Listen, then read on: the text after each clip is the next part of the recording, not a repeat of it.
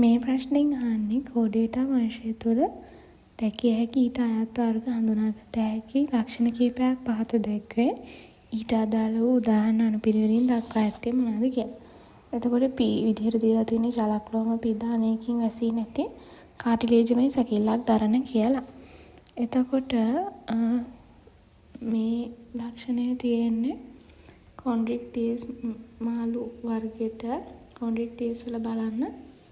මෙන්න මෙතන තියෙනවා ශ්වසනය සඳහා ජලක්ලෝම දරයි. ඒවා පිදානයකින් වැසී නැත. ඊට පස්සේ කාටිලේජමය සැකිල්ල කාටිලේජය කියලා දීලා තියෙනවා. ඒකේ උදාහරණ විදිහට මෝරා මඩුව කියලා දීලා තියෙනවා. එතකොට මෝරා හරි මඩුව හරි තියෙන උත්තරයක් තමයි හරි වෙන්න ඕනේ. ඒ නිසා පළවෙනි උත්තරෙත් වැරදි, තුන්වෙනි උත්තරෙත් වැරදි, පස්වෙනි උත්තරේ කොහොමත් වැරදි. දෙක හරි හතර හරි තමයි වෙන්න ඕනේ.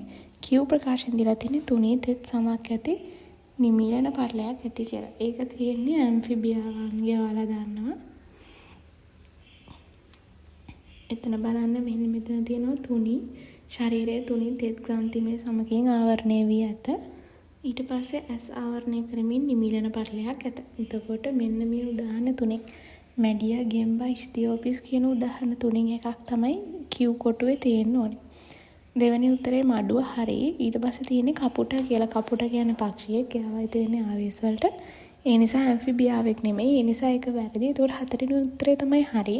මොකද Q කොටුවේ දීලා තියෙන්නේ ඉස්තියෝපිස් කියලා. R විදිහට දීලා තියෙන්නේ වර්ණ දෘෂ්ටිය ඇති කවච සහිත බිත්තර තමයි. එතකොට අපි හතරවෙනි උත්තරේ ගත්තොත් ඒක රාජාලිය වෙන්න ඕනේ. කියන්නේ ආවේශ වෙන්න ඕනේ. බලමු වර්ණ දෘෂ්ටියක් තියෙනවා මේ පක්ෂීන්ට වර්ණ දෘෂ්ටියක් ඇති. කවච සහිත බිත්තර දරයි කියන එකත් හරියටම මෙතන තියෙනවා කවච සහිත බිත්තර දරයි කියලා. ඒකට රාජාලියත් ඒකේ දීලාම තියෙන උදාහරණයක්. එතකොට මේකට උත්තරය 4 වෙන්නේ.